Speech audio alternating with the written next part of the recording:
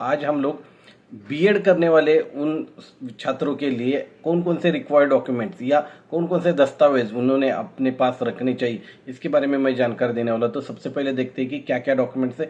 हालांकि इस डॉक्यूमेंट्स का मैंने बहुत अलग अलग कैटेगरीज में डिवाइडेशंस किया है। तो सबसे पहली जो कैटेगरी है जिसमें एकेडमिक डॉक्यूमेंट्स आपके पास कौन कौन से होनी चाहिए, और जो अगर नहीं होंगे तो आप जल्द से जल्द इसकी पूर्तता कीजिए। सबसे पहले अंडर ग्रेजुएट्स के लिए आपके पास 10th और 12th के ऑल मार्कशीट्स आपके पास चाहिए। अगर आपने 10th में 2 या 3 अटेम्प्ट किए हैं, 12th में 2 या 3 अटेम्प्ट किए हैं, तो आपके पास ये डॉक्यूमेंट्स होना आवश्यक है। हालांकि 10th का जो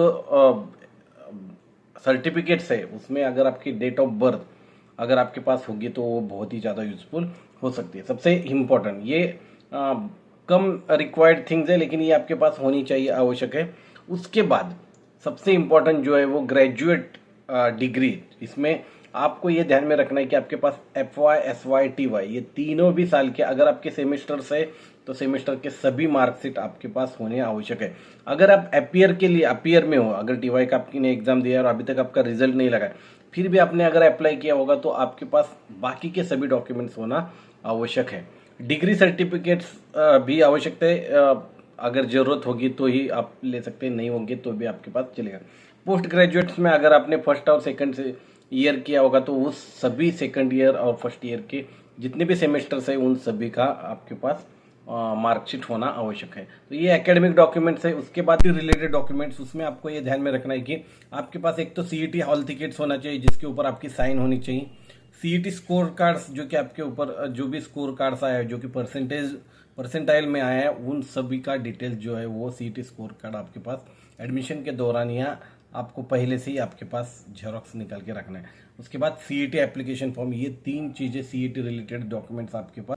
जो नेक्स्ट कैटेगरी जिसमें बर्थ रिलेटेड डॉक्यूमेंट्स आपके पास होनी चाहिए, तो ये सबसे इंपॉर्टेंट है। जो इसके ऊपर आपका अदर देन महाराष्ट्र यूनिवर्सिटी से एडमिशन होने वाला है या होम यूनिवर्सिटी से एडमिशन होने वाला, तो आपके पास सबसे पहले तो जिसमें आपका बर्थ रिलेटेड, मतलब बर्थ कहाँ हुआ है ये दिखाने वाले डॉक्यूमेंट्स आपके पास होने चाहिए। तो सबसे पहले डोमिसाइल सर्टिफिकेट्स आपके पास होना चाहिए। अगर आपके पास डोमिसाइल सर्टिफिकेट्स नहीं तो आप अदर देन महाराष्ट्र मतलब OMS के थ्रू आप एडमिशन्स ले सकते हैं, लेकिन आप महाराष्ट्र के जो भी सीट्स है उसमें ये आपके पास डोमिसाइल होना आवश्यक है। अगर आपके पास बर्थ सर्टिफिकेट्स हैं तो भी आपके पास होना चाहिए, और बर्थ सर्टिफिकेट जो है वो महाराष्ट्र का होना चाहिए, या महाराष्ट्र का अगर नहीं है फिर भी आपका यहाँ का डोमिसाइल आपके पास होना आवश्यक है। उसके बाद स्कूल लिविंग सर्टिफिकेट्स आपके पास होना चाहिए, जो कि 10th के बाद अगर आपने लिया होगा, 12th के बाद लिया होगा, तो स्कूल लिविंग सर्टिफिकेट जिसके ऊपर आपका बर्थ का प्लेस और बर्थ जो है वो इसमें मेंशन होनी चाहिए। और लास्ट में अगर इसमें से कुछ भी नहीं है तो आपके पास 10th पासिंग सर्टिफिकेट के ऊपर आपकी बर्थ डेट रहती है। तो ये सभी चीजें जो है बर्थ रिलेटेड डॉक्यूमेंट्स आपके पास होनी चाहिए।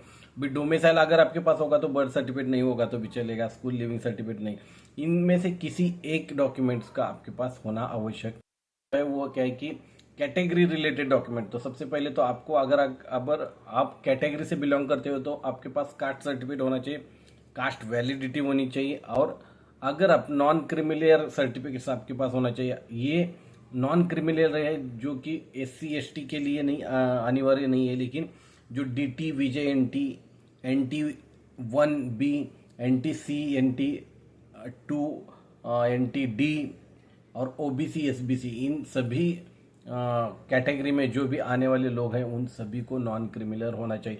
और नॉन क्रिमिनल जो है वो तुरंत हमें नहीं मिलने वाला है, इसलिए हमें ध्यान में रखना है कि आपको अभी से ही अप्लाई करके रखना है, और इस साल का ही नॉन क्रिमिनल होना आवश्यक है। तो ये जानकारी सबसे इम्पोर्टेंट है कि आपको नॉन क्रिमिनल सबसे पहले आपको लेना है। और फिर एक बार बताता है, ये जो कैटेगरी दी है उन्हीं कैटेगरी के ही बच्चों ने क्या करना है कि नॉन क्रिमिनल लेना है। नेक्स्ट कैटेगरी जो है वो अदर डॉक्यूमेंट्स कौन कौन से होने चाहिए। तो अगर आप SCBC मतलब socially and economically backward class से आते हो तो आपके पास फिर आपका caste certificate validity non criminal होना आवश्यक है। अगर आप EWS कैटेगरी से बिलोंग करते हो जो कि इकोनॉमिकली वीकर सेक्शन, तो आपके पास इकोनॉमिकल वीकर सेक्शन का जो भी उत्पन्न का दाखला जो रहता है वो आपके पास होना आवश्यक है। अगर आप हैंडीकैप में हो तो आपके पास उसका सर्टिफिकेट होना चाहिए।